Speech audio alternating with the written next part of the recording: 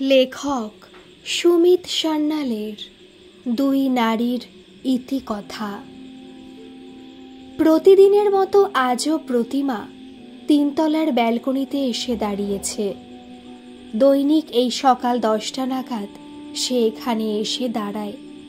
ওদের বাড়িটা রাস্তার একেবারে কর্নারে, অর্থাৎ সামনে দিয়ে যে রাস্তাটা গেছে সেটা ওর বাড়ির পরেই বড় রাস্তার সাথে গিয়ে মিশেছে। সামনে বেশ বড় মতো লন, চারিদিকে ফুলের সমারোহ। একটা গেট সাইড রাস্তায়, অন্যটি বড় রাস্তায় পড়েছে। বাড়ির মুখ বড় রাস্তার দিকে। প্রতিমা নীরবে সেই রাস্তার দিকে তাকিয়ে থাকে।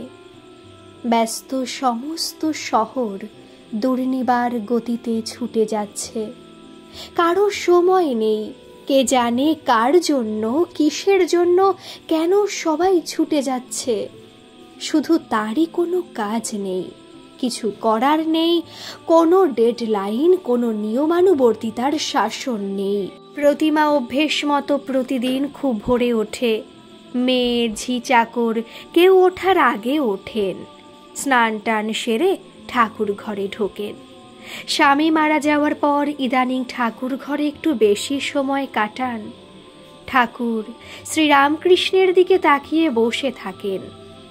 কখনো সবার অগোচরে তার অজান্তেই দু চোখ বেয়ে জল গড়িয়ে পড়ে। ঠাকুর ঘর থেকে বেরিয়ে রান্নাঘরের দিকে যান, নিজের জন্য 1 কাপ চা বানান। এক এক করে সবাই জেগে ওঠে। চাকর বাকরের গুঞ্জন, কর্মব্যস্ততা শুরু হয়ে যায়।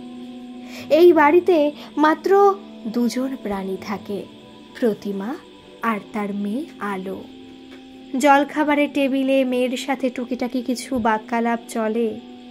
8:30টায় মেয়ে তার কাজে হাসপাতাল চলে যায়। মেয়ে ডাক্তার, হাসপাতালে কাজ করে, স্ত্রী রোগ বিশেষজ্ঞ, ছেলে বড় কম্পিউটার ইঞ্জিনিয়ার। উচ্চশিক্ষার জন্য আমেরিকা গিয়েছিল, পড়া শেষ করে আর দেশে ফেরেনি। এমনকি তার বাবা যখন মারা যান তখনও সে আসেনি। এক মার্কিনী কন্যার সাথে বিয়ে করে সহজে গ্রিন কার্ডের প্রতীক্ষার সূচি বাইপাস করে যায়। দাদার এমন আচরণে তার মায়ের সাথে আলো বেশ আঘাত পেয়েছিল। তাই সে ঠিক করেছিল ও কখনো কলকাতা ছেড়ে, মাকে ছেড়ে কোথাও যাবে না। প্রতিমার এখন এই মেয়েই সব ভরসা। ব্যালকনিতে দাঁড়িয়ে প্রতিমা এই সব ভাবছিলেন। আমি কি অন্যায় করেছি যার জন্য আমার ছেলে এখান থেকে গিয়ে আর ফিরে তাকায়নি? আমি কি ভুল করেছি যে আমার স্বামী অসময়ে চলে গেলেন? ভাবতে ভাবতে কখন তার 2 চোখ জলে ভরে এসেছে। তার মনে পড়ে মৃত্যুশয্যায় স্বামীর শেষ কথা। আজ আমাকে বড়ই দুঃখ ও বড় বেদনা নিয়ে চলে যেতে হচ্ছে প্রতিমা। আমি তোমাকে বোঝাতে পারিনি যে আমি প্রতারক, দুশ্চরিত্র, লম্পট নই। প্রতিমা কিছু বলার সুযোগ পায়নি। উদয়ন শুনে যেতে পারেননি। প্রতিমা বলতে চেয়েছিলেন, আমি জানি গো, তুমি চিরটাকাল আমাকে, তোমার এই পরিবারকে ভালোবেসেছ। আজ একা ব্যালকনিতে দাঁড়িয়ে প্রতিমা ফুপিয়ে সশব্দে কাঁদতে শুরু করলো। কিন্তু হায়, কেউ নেই তার এই কান্না শুনবার জন্য। প্রতিমার মনে পড়ে উদয়ন তার জন্য কত সংঘর্ষ করেছিল। প্রতিমা সাধারণ ঘরের সাধারণ মেয়ে ছিল। দুজনে একই স্কুলে একসাথে উচ্চ মাধ্যমিক পর্যন্ত পড়াশোনা করেছিল। কিশোর বয়সের ভালোবাসা তারা যৌবনেও লালিত করেছিল। ওর বাবা কোনো আপত্তি করেননি এই সম্পর্কে, কিন্তু মা একেবারে বেঁকে বসেছিল। অনেক কষ্টে বউ শাশুড়ির সম্পর্ক সহজ হয়। হঠাৎ নিচে বাগানের গেটে একটা আওয়াজ শুনে প্রতিমা তাকিয়ে দেখল এক মহিলা গেট খুলে ভেতরে ঢুকছেন। এত বছর পরেও তাকে চিনতে প্রতিমার কোনো অসুবিধা হয়নি। ক্ষণিকে তার চোয়াল শক্ত হয়ে উঠল। কিন্তু আজ তিনি ঠিক করলেন সংযত থাকবে। তাড়াতাড়ি সে নিচে নেমে আসলো। তার মধ্যেই আগত মহিলা ডোরবেল টিপেছেন। সুন্দর পাখির ডাক শোনা যাচ্ছে। কাজের মেয়ে দরজা খুলেছে। সে কিছু বলার আগে প্রতিমা বললেন, আসুন, আপনি ভেতরে আসুন। মহিলা অবাক হয়ে তাকালেন। তিনি এমন ব্যবহার আশা করেননি। চলুন, আমার স্টাডিতে যাই।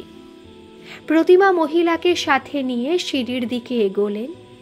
3 তলায় একেবারে শেষ দিকে পড়ার ঘর। এটা তার স্বামীর পড়ার ঘর ছিল, তার আগে শ্বশুর মশাইয়ের। বসুন। স্টাডিতে ঢুকে প্রতিমা দরজা বন্ধ করে দিলেন। চা খাবেন? মহিলা সভয়ে আস্তে করে মাথা নাড়লেন। 2 কাপ চা আমার পড়ার ঘরে পাঠিয়ে দাও, সাথে যেমন। হ্যাঁ। প্রতিমা ইন্টারকম ফোনে রান্নাঘরে খবর দিলেন।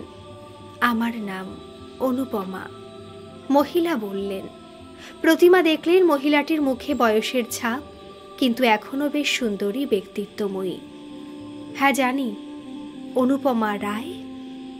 প্রতিমা বিষাক্ত কণ্ঠে বলল, না, আমি অনুপমা চক্রবর্তী। সে শান্ত কণ্ঠে বলল, তাই নাকি?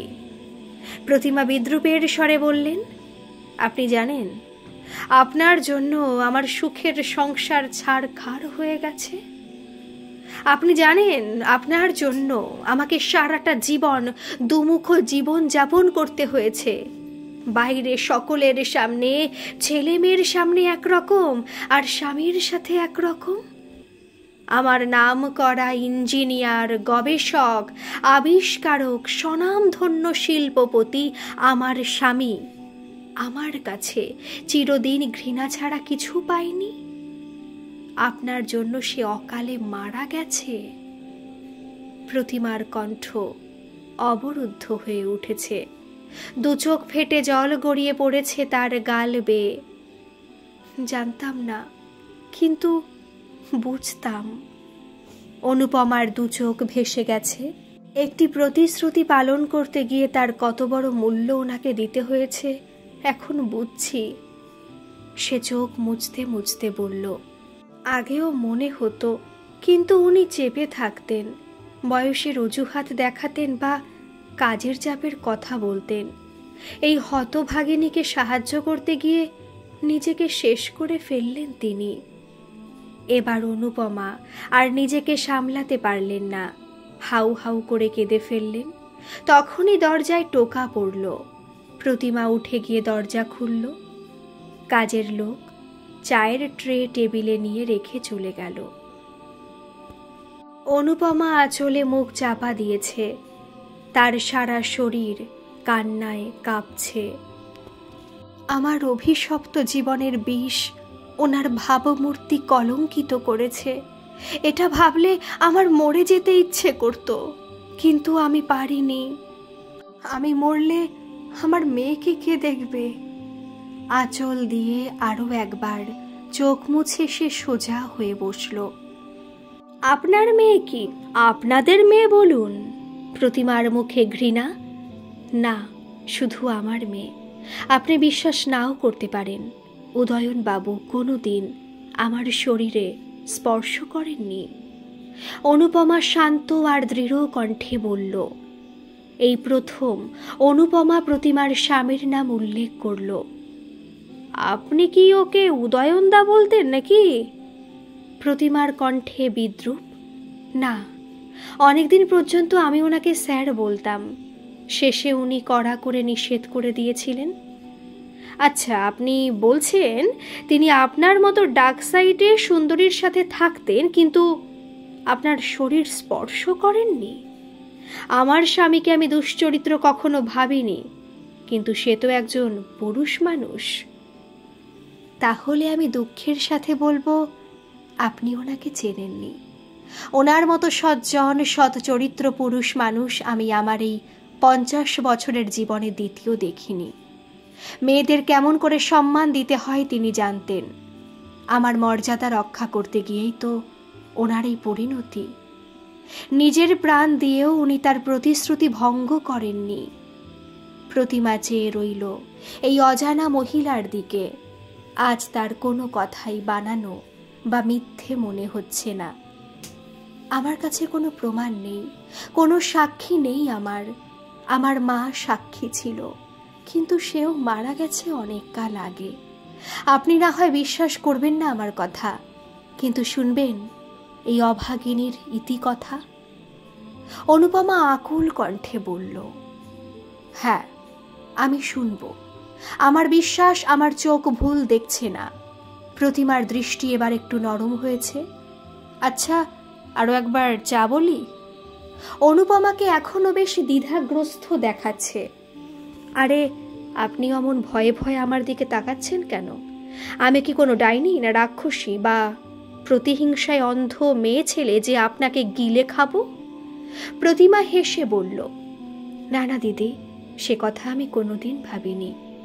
ইতিমধ্যে প্রতিমা নিচে গিয়ে চা বলে এসেছেন। অনুপমা বলতে আরম্ভ করল তার ইতিকথা।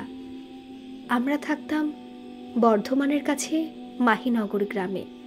আমার বাবা ছিলেন স্কুল মাস্টার, হাই স্কুলে অঙ্ক পড়াতেন। আমি একমাত্র সন্তান, বাবার খুব আদুরে ছিলাম। কষ্ট করেও কলেজে ভর্তি করে দিয়েছিলেন। ফার্স্ট ডিভিশনে বিএসসি পাশ করার পর বাবা আমাকে এমএসসি পড়াতে চেয়েছিলেন, কিন্তু আমি বিএড পড়তে নিলাম। বাবার শরীরটা ভেঙে পড়ছিল। মা ডাক্তার দেখাতে বলতো, বাবা শুনতেন না। গ্রামে এক বুড়ো হোমিওপ্যাথ ছিলেন, তার ওষুধ খেতেন। প্রতিদিন স্কুলের পর বর্ধমান যেতেন টিউশনি পড়াতে। 10টা বেজে যেত বাড়ি ফিরতে প্রতিদিন। একটু চাষ জমি ছিল, তাতে ভাগ চাষ হতো। আয় কিছু হতো যৎসামান্য, কিন্তু চাল ডাল সরিষার সংস্থান হয়ে যেত। অনুপমা একটু থামলেন। চা এসে গেছে, সাথে গরম গরম লুচি তরকারি আর সন্দেশ। নিন, একটু খেয়ে নিন, পরে আবার শুনবো আপনার ইতিকথা। অনুপমার দু চোখ আবার ভরে আসলো। কিছু সময়ের বিরতির পর সে আবার বলতে শুরু করলো। একদিন হঠাৎ বাবা মারা গেলেন। বাবার যৎসামান্য ফ্যামিলি পেনশন মা পেতেন, তাতে সংসার চলতো না। আমি চাকরির জন্য ছুটোছুটি শুরু করলাম। একটা প্রাইভেট স্কুলে চাকরি পেলাম কলকাতায়। আমি ভাবলাম, গ্রামের চাকরি থেকে এখানে মাহিনা বেশি, সুযোগ বেশি। গ্রামের সব পরিচিত লোকজন আছে। মায়ের ফ্যামিলি পেনশন, চাষের থেকে যা পাওয়া যায়, তাছাড়া আমি এখন থেকে কিছু পাঠাবো। মা একটু ভালো থাকতে পারবে। মা আমাকে বলেছিল, আলেয়ার পেছনে ছুটিস না, কলকাতা একা অবিবাহিত মেয়ের জন্য ভালো জায়গা নয়। আমি মায়ের কথা শুনিনি। শুনলে আমাকে সারা জীবন এই কলঙ্কের বোঝা নিয়ে এই অভিশপ্ত জীবন বয়ে বেড়াতে হতো না। অনুপমার দু চোখ বেয়ে আবার অশ্রুধারা নেমে এসেছে। এই অজানা মহিলার জন্য প্রতিমার মন ব্যথায় ভরে উঠল। সে উঠে অনুপমার পিঠে হাত দিয়ে বলল, কেন, প্রতিদিন কত মেয়ে কত দূর থেকে কলকাতায় কাজ করতে আসে। আমার সে উপায় ছিল না। আমার গ্রাম থেকে বর্ধমান আসতে বাসে ঘন্টা দেড়েক লাগে। তা না হয় আমি করতাম, কিন্তু সেই বাসের সময়ের কোনো ঠিক নেই। যে স্কুলে আমি চাকরি পেলাম সেটা পৈলানে, ডায়মন্ড হারবার রোডে। হাওড়া থেকে বাসে 1.5 ঘন্টা। তাই স্কুলের কাছেই থাকার ব্যবস্থা হলো। স্কুলের বড়বাবু ব্যবস্থা করে দিলেন। একটা বাড়িতে এক বয়স্ক মহিলা অবিবাহিত কর্মরত মেয়েদের জন্য সস্তায় একটা প্রাইভেট মেস চালান। 3টি ঘর, 2টি বাথরুম, প্রত্যেক ঘরে 2 জন করে মেয়ে থাকে। সকালে চা জল খাবার, দুপুরে টিফিনে 2টি করে রুটি তরকারি কলা, রাতে ডাল ভাত, একটা তরকারি আর 1 পিস মাছ বা ডিম, মাসে 2 দিন 2 কুচি করে মাংস। মোট খরচ 2000 টাকা। সরকারি স্কেলে তো আর মাহিনা পেতাম না, তাও প্রতি মাসে 2000 টাকা মাকে পাঠাতে পারতাম। মাসে একবার মায়ের কাছে যেতাম শনি রবিবার করে। এক প্রকার চলে যাচ্ছিল জীবন। কিন্তু বিধি বাম, মায়ের শরীর বয়সের সাথে ভাঙতে আরম্ভ করলো। বাবা বিনি চিকিৎসায় মারা গেছেন। মায়েরও সেই পরিণতি আমি হতে দিতে পারি না। পাগলের মতো টিউশনি করতে আরম্ভ করলাম। যে বলে, যেখানে বলে সেখানে টিউশন পড়াতে চলে যাই। আর সেটাই আমার কাল হলো। সেদিন শনিবার, আমাদের সকালের স্কুল থাকতো। 12:30টায় স্কুল ছুটি হয়ে যেত। বাড়ি ফিরে খেয়ে দিয়ে একটু বিশ্রাম করছি, কাজের মেয়ে এসে খবর দিল বাইরে একজন লোক দেখা করতে চায়। দেখলাম একজন ভদ্র জামাকাপড় পরা বেশ দীর্ঘদেহী লোক দাঁড়িয়ে আছে। নমস্কার করে বলল, আমি শুনলাম আপনি খুব ভালো অঙ্ক পড়ান। আমার বাড়ি কাছেই, আমাদের 51বর্তী পরিবার।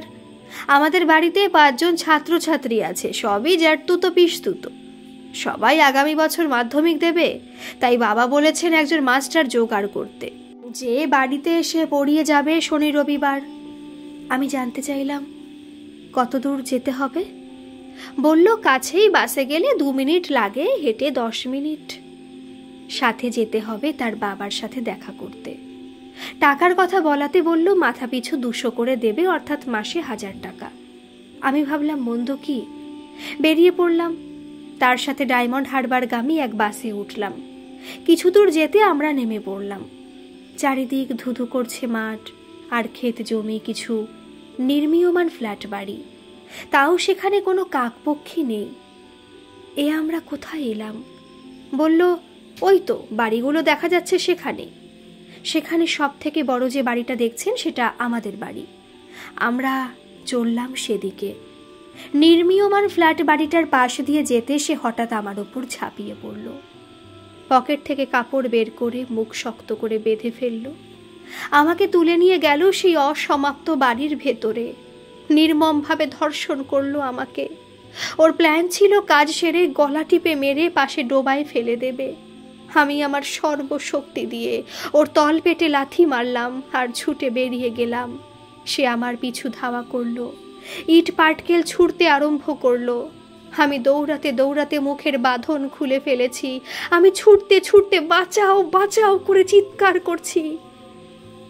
তখনই হঠাৎ ডায়মন্ড হারবার রোডে একটা গাড়ি সশব্দে দাঁড়ালো। একজন লোক রিভলভার হাতে হুঙ্কার দিয়ে উঠলেন। বিপদ বুঝে সেই দুষ্কৃতী পালাবার পথ ধরল। ভদ্রলোক গুলি ছুড়ে দিলেন, কিন্তু টিপ ফসকে শুধু তার কাঁধ ছুঁয়ে গেল গুলি। সে একবার লাফিয়ে উঠল, তাও কাঁধ চেপে ধরে পালিয়ে গেল। আমি হোঁচট খেয়ে তখনই ভদ্রলোকের পায়ের কাছে পড়ে গেলাম। তারপর আর আমার জ্ঞান নেই। অনুপমা দম নেওয়ার জন্য একটু থামল। প্রতিমা স্তব্ধ হয়ে শুনছে। জ্ঞান ফিরলে দেখলাম আমার মুখ চোখ ভেজা। আমি একটা গাড়ির পেছনের সিটে শোয়ানো অবস্থায় রয়েছি। ভদ্রলোক চিন্তিত মুখে আমার মুখের ওপর ঝুঁকে পড়ে বলছেন, এই যে শুনছেন, কি হলো, কেমন বোধ করছেন? আমি ধড়মড়িয়ে উঠে বসলাম। মনে পড়ল না আমি এখানে কি করে এলাম। কিন্তু কিছুক্ষণ পরে একটু সচেতন হতে বুঝতে পারলাম আমার কি সর্বনাশ হয়ে গেছে। আমি ভেবে পাচ্ছি না আমি কি করব। লজ্জা, ঘৃণা, রাগ, হতাশা সবকিছু আমার মাথায় ভিড় করছে। আমি বসে বসে অনেকক্ষণ নিজের ভাগ্যকে দোষ দিলাম। আমার চোখে জল আর থামে না।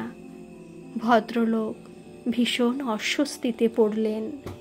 আমি জানি আপনার সাথে কি হয়েছে। আমি সেই দুষ্কৃতীর মুখ স্পষ্ট দেখেছি। চলুন আমরা পুলিশে রিপোর্ট করব, আমি সাক্ষী দেব। তিনি বললেন, আপনি নিশ্চয়ই বুঝতে পারছেন ওই ভদ্রলোকই হচ্ছেন আপনার স্বামী উদয়ন বাবু। আমি তুমুল আপত্তি করলাম, না না, আমি কিছুতেই পুলিশের কাছে যাব না। ওই দুষ্কৃতী আমার একবার সর্বনাশ করেছে, আমার অসম্মান অমর্যাদা করেছে। পুলিশে গেলে তারা আবার করবে, বারবার করবে। তারপর কেস যদি আদালতে ওঠে, আদালত সবার সামনে আরো নোংরা ভাবে আমার অমর্যাদা করবে। শেষে হয়তো আমার চরিত্র নিয়ে একটা নোংরা মন্তব্য করে ওই দুষ্কৃতী খালাস পেয়ে যাবে আদালতের কাছে, যেমন 95% কেসে হয়ে থাকে। মনে রাখবেন, পুলিশ আদালত সবই তো পুরুষ মানুষ। ওই লোকটা তো আমাকে মেরে ফেলতেই চেয়েছিল। আপনি আমায় বাঁচালেন কেন? উদয়নবাবু কিছুক্ষণ ব্যথিত চোখে তাকিয়ে রইলেন আমার মুখের দিকে। বললেন, আপনাকে তবে ডক্টরের কাছে নিয়ে যাই। লেডি ডাক্তার, আমি বললাম, আমাকে আমার বাড়ি পৌঁছে দেবেন একটু? উদয়নদার দু চোখ জলে ভরে উঠেছিল। আজ এতগুলো বছর পরেও আমি ভুলতে পারিনি সেই চোখ। উদয়নদা আমাকে বাড়ি পৌঁছে ওনার একটা কার্ড আমার হাতে ধরিয়ে দিয়ে বলেছিলেন, জীবনে যদি কখনো কোনো সমস্যায় পড়েন, যা কিছু যত বড় অসাধ্য সমস্যা কেন না হয়, আমায় ফোন করবেন। আমি কথা দিলাম আপনার এই বন্ধু পিছপা হবে না। দুজনেই চুপ, দুজনের চোখে প্লাবন ধারা বইছে। তার কিছুক্ষণ পরে খবরের কাগজে একটা ছবি বেরিয়ে গেল। ডায়মন্ড হারবার রোডে এক দুষ্কৃতীর লাশ পাওয়া যায়। ওই সে দুষ্কৃতী ছিল যে আমাকে ধর্ষণ করেছিল। তখন বুড়ি মায়ের কথা ভেবে পারিনি নিজেকে শেষ করতে। কয়েক মাস পরেই আমি বুঝলাম আমি এমন বিপদে পড়েছি যে আমি ভেবে আর কোনো কুল কিনারা করতে পারছি না। আমি অন্তঃসত্ত্বা। অভাব আর অপুষ্টির জন্যই হয়তো আমার রেগুলার কিছু হতো না। এই কমাস আশঙ্কা হলেও লজ্জায় ভয়ে ডাক্তার দেখাইনি। কিন্তু আর বাস্তবকে এড়াই কি করে? কাকে বলি, কি করি? শেষে উদয়নদাকেই ফোন করতে হলো। তিনি চাইলে এড়িয়ে যেতে পারতেন। আমার মতো এক অকিঞ্চন অখ্যাত মেয়েকে দেওয়া কথার কি মূল্য আছে? কিন্তু উদয়নদা ছুটে এসেছিলেন। সব শুনে বললেন, আপনাকে প্র্যাকটিক্যাল চিন্তা করে দেখতে হবে এই অবস্থায় আপনার কাছে কি অপশন আছে। যদি এই সন্তান আপনি জন্ম দিতে চান, আপনি তাকে মানুষ করবেন কি করে? না চাইলে ব্যাপারটা খুবই সহজ, কেউ জানতেও পারবে না। আমি বললাম, আমি চিরদিন অবাঞ্ছিত গর্ভ নষ্ট করার বিরুদ্ধে সোচ্চার হয়েছি। বক্তৃতা, তর্ক, মোমবাতি মিছিল সব করেছি কলেজে থাকাকালীন। এখন নিজের বেলায় কি করে তার অন্যথা করতে পারি? আর একটা অপশন হচ্ছে বাচ্চা জন্ম দিয়ে কাউকে দত্তক দেওয়া বা কোনো ভালো বেবি কেয়ার সেন্টারে দেওয়া। আমি বললাম, আমি পারবো না উদয়নদা। একটা শিশুকে 9 মাস পেটে ধরে তাকে ত্যাগ করা আমার দ্বারা হবে না। আরও একটা সমস্যা ছিল যে বাড়িতে আমি ভাড়া ছিলাম, সেটা অবিবাহিত মেয়েদের জন্য। আমার মতো কলঙ্কিত মেয়েদের জন্য তো নয়ই। অনেকক্ষণ চিন্তা করে 2টো ডানহিল সিগারেট শেষ করে উদয়নদা যা মীমাংসা করলেন, সেটা আমি স্বপ্নেও ভাবতে পারিনি। ওনার বাল্যবন্ধু জয়দীপ সান্যাল, IAS, আপনি চেনেন নিশ্চয়ই। প্রতিমা মাথা নাড়ল। তিনি সেই সময় শিক্ষা মন্ত্রকের সেক্রেটারি। তাকে বলে উনি আমার জন্য সরকারি স্কুলে পাকাপাকি চাকরির ব্যবস্থা করে দিলেন। আমার স্কুল বাঘা যতীনে, আমার জন্য স্কুলের কাছেই থাকার ব্যবস্থা করে দিলেন। ঘরে একজন মহিলাকে রেখে দিলেন। সে মহিলা পরে জেনেছিলাম চাইল্ড কেয়ারের ট্রেনিং নেওয়া। ছুটির দিন দেখে আমাকে নিয়ে আমাদের গ্রামে পৌঁছে গেলেন। সব শুনে আমার মা তো হাউমাউ করে কাঁদতে আরম্ভ করলেন। উদয়নদা মাকে বোঝালেন, আমার সাহসের প্রশংসা করলেন, এমন বলিষ্ঠ পদক্ষেপের প্রশংসা করলেন। গ্রামে জমি জমা, বাড়ি ঘরের ব্যবস্থা করে মাকে নিয়ে আমরা ফিরে আসলাম। আমার জন্য লেডি ডক্টরের ব্যবস্থা করলেন ডাক্তার শ্রীমন্তী সোম। তিনিও আমাকে অনেক সাপোর্ট করেছেন, সারা জীবন গোপনীয়তা রক্ষা করেছেন। ঠিক সময়ে আমার মেয়ে জন্মালো। আমাদের দেশের অদ্ভুত নিয়ম কানুন, মা সন্তানকে পেটে ধরবে, নিজের বুকের সুধা দিয়ে মানুষ করবে, নাম হবে বাপের। ডাক্তার সোম আমায় বোঝালেন, তুমি দেশের সংবিধানের সাথে এই মুহূর্তে লড়তে পারবে না। শুধু শুধু নিজের জীবন, এই মেয়েটির জীবন কমপ্লিকেটেড করে তুলো না। আমি বললাম, কিন্তু আপনি জানেন এর বাবা নেই।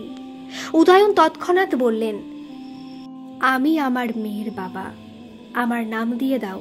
আমরা দুজনেই হা হয়ে গেলাম। তুমি বুঝতে পারছো উদয়, এতে তোমার নিজের ফ্যামিলি লাইফ তছনছ হয়ে যেতে পারে। কিন্তু তাও আমার কথার অন্যথা হবে না। তুমি প্রতিমা বৌদিকে বলেছো এনার কথা?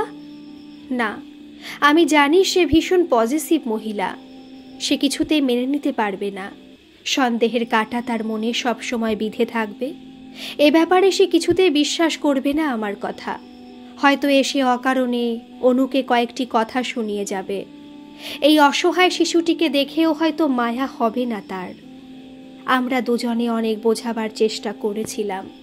মা বলেছিল আমরা অন্যায় করছি, তোমার বউ যদি অন্যভাবে জানতে পারে তবে সে আরও বেশি আঘাত পাবে।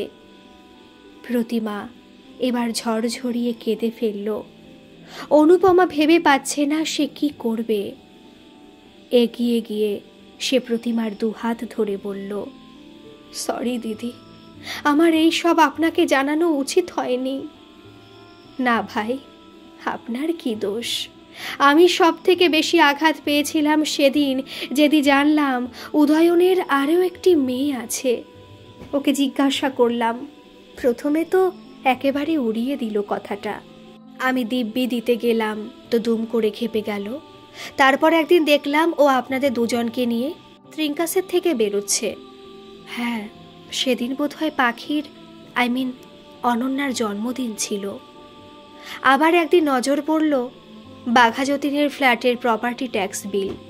এখন বুঝছি তিনি কেন কিছু বলতেন না আমাকে আপনাদের সম্বন্ধে। এক তো প্রতিশ্রুতির প্রতিবদ্ধতা, আর তার সাথে ওনার বদ্ধমূল ধারণা যে আমি কখনো মেনে নেব না আপনাদের। কিন্তু আমি সত্যি বলছি, আমি কিন্তু আসলে অত নীচ, অত হীন মনা নই। প্রতিমা ডুকরে কেঁদে উঠলেন। না দিদি, আমি তা কখনো ভাবিনি, কোনো দিন ভাবিনি। আমি বারে বারে উদয়নদাকে বলেছি আমাকে একবার, শুধু একবার দিদির সাথে দেখা করতে দাও। আমি আমার দিদির পায়ে ধরে বলবো, আমি তোমার সুখের সংসার ছাড়খাড় করতে চাইনি। আমি অভাগিনী, তো তোমার পায়ের নখেরও যোগ্য নই। এবার অনুপমা সত্যি প্রতিমার দুপা জড়িয়ে বসে পড়ল। তুমি কি করছো অনু? আমাকে কেন এত ছোট করছো? প্রতিমা অনুপমাকে বুকে তুলে নিল। তখনই দরজায় টোকা পড়ল। দিদি, নিচে একজন মহিলা এসেছে। প্রতিমা দু চোখ মুছে তাকালো। আপনার সাথে দেখা করতে চায়, নাম বলছেন অনন্যা রায়। ও আচ্ছা, তাড়াতাড়ি নিয়ে এসো তাকে। কিছুক্ষণের মধ্যেই এক ব্যক্তিত্বময়ী মেয়ে এসে প্রতিমাকে প্রণাম করল। প্রতিমা সস্নেহে তার চিবুক স্পর্শ করে বুকে টেনে নিল। অনন্যা দুজনের মুখ দেখে ধন্দে পড়ে গেল। বসো মা, বসো। তুমিও বসো অনু। আচ্ছা চলো, আমরা ঘরে গিয়ে বসি। প্রতিমা দুজনকে নিজের শোয়ার ঘরে নিয়ে বসালো। তোমরা খাটে গিয়ে বসতে পারো। না দিদি, বাহির থেকে এসেছি, হাত পা না ধুয়ে খাটে বসবো না, অনুপমা বলল। আচ্ছা, তবে তাই করো। তার আগে যার জন্য আমার আজ আপনার কাছে আসা, সে কাজটা সেরে ফেলি। বলে অনুপমা নিজের ভ্যানিটি ব্যাগ থেকে কিছু কাগজ বাহির করে প্রতিমার হাতে দিল। কি এটা? আপনার ওই ফ্ল্যাটের দলিল। ওটা তো আপনার সম্পত্তি দিদি। আসলে আপনার মনে আছে নিশ্চয়ই, মাঝে উদয়নদার শরীরটা খুবই খারাপ হয়েছিল। স্ট্রোকের পর ওনার আশঙ্কা হয়েছিল উনি যদি হঠাৎ মারা যান তাহলে আমাদের কি হবে। তাই এই ফ্ল্যাটে যেখানে আমরা এতদিন ছিলাম সেটা আমাদের নামে করে দিয়েছিলেন। ঠিক একই আশঙ্কা নিয়ে পাখির জন্য LIC পলিসি করে রেখেছিলেন, সেটাও ম্যাচিওর করেছে। উদয়নদা আপনার স্বামী ছিলেন, আপনার প্রতি, আপনাদের প্রতি নিষ্ঠার ভালোবাসার কখনো কোনো ঘাটতি ছিল না ওনার। কিন্তু এই নিরাশ্রয় হতভাগিনীকে আর আমার ফুলের মতো ওই বালিকাকেও তিনি কখনো অবহেলা করেননি। কোনো প্রত্যাশা ছাড়া যে একজন পুরুষ একজন নারীকে সাহায্য করতে পারে তার শ্রেষ্ঠ উদাহরণ হচ্ছে উদয়নদা। দাদা এই হতদরিদ্র অভাগিনীর জন্য এমনিতেই অনেক করেছেন। পাখি একটা ফ্ল্যাট বুক করেছে, বছর দুয়েকের মধ্যে পাওয়া যাবে। ততদিন আমরা একটা ভাড়া বাড়িতে থাকব। প্রতিমার মুখ বেদনায় বিবর্ণ, মলিন হয়ে উঠল। দু চোখে জল নিয়ে সে কাঁপা কণ্ঠে বলল, তাহলে কি তোমরা চাইছো স্বর্গে গিয়েও তার আত্মা শান্তি না পাক? আমার স্বামী মনে কষ্ট নিয়ে চলে গিয়েছেন, চোখে জল নিয়ে তিনি চোখ বুজেছেন আমার জন্য। আমি। প্রতিমা সশব্দে কেঁদে উঠল। অনুপমা আর অনন্যাও কাঁদতে লাগলো। তখনই আলো ঘরে এসে ঢুকলো। সে তো অবাক, মা, তুমি কাঁদছো কেন? এনারা? আরে অনন্যা, তুমি? ব্যাপার কি? তুমি অনন্যাকে চেনো? প্রতিমা চোখ মুছতে মুছতে বলল, চিনবো না?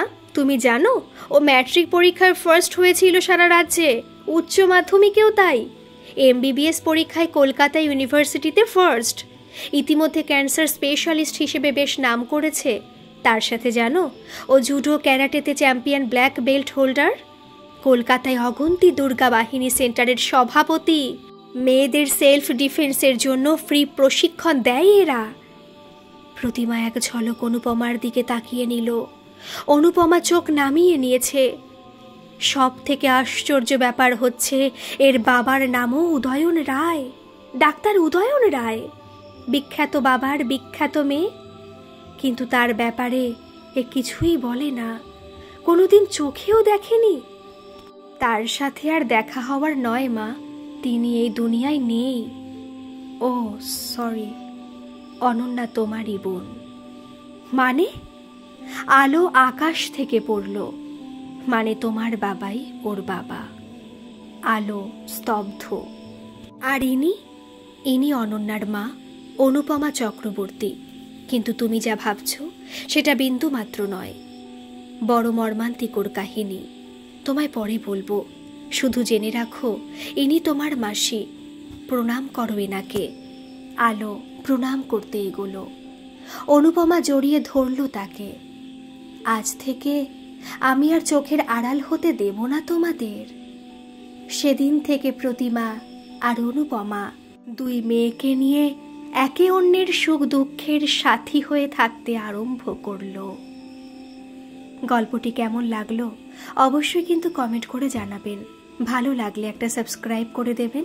ধন্যবাদ।